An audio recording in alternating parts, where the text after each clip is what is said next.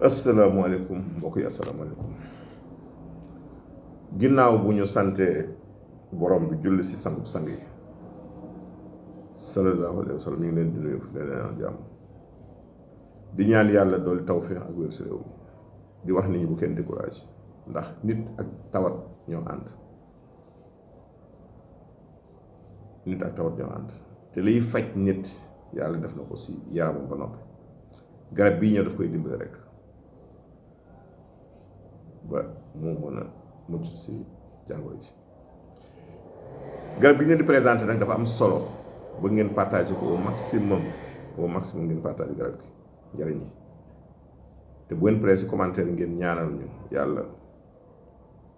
jool ñu wér loolu ñu gudd fan ak wér ndax bu ñu fi yàggee rek di ngeen fi yàgg incha allah rabbi ndax bu ñu amee wér ngeen am wér te it ngeen ñaanal Lions yi aussi fee ñu nekk si coupe du monde si États-Unis yàlla dimbali leen ba ñu am ndam si seen match bi di ñëw mi contre Norvège yàlla mën na ko si c'est un lion blessé moom va réagir kon xam naa loolu te yàlla leeral xelu entraîneur bi aussi ba mu gis yoon leer woo xamante ni bu si jaaree nañ ko am yàlla mën na ko garab bi nag xobam a ngi nii yaa ko gis xëy na xam na sax ñu ko xàmmee ñu koy wax waax garab bi waax la tudd waax si olof suñ bokk pël yi di ko wax kewe séréer yi di ko wax gol suñu bokk joolaa yi di ko wax am na ñaari tur am na bukal comme am na fujil moom la ko joolaa yi wax fujil wala bukal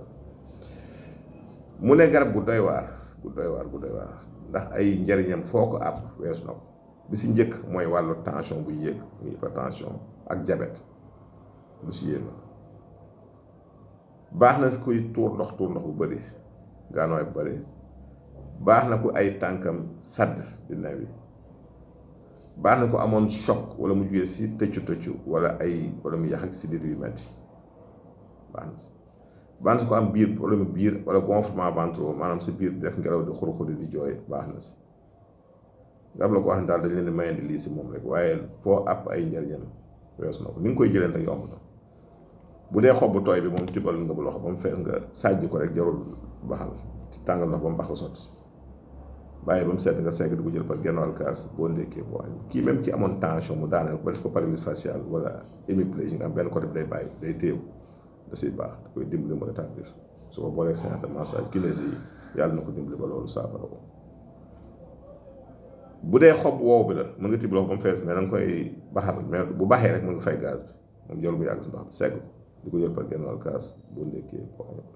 kii daal si kàttanu yàlla ku si sax jii ma lay wax nii da nga si am jàmm ñaanal leen ñu ñaanal réew mi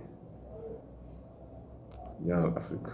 ñaanal àddina bi yàlla suuxat fi jàmm ak wér yàlla mën na ko jërëjëf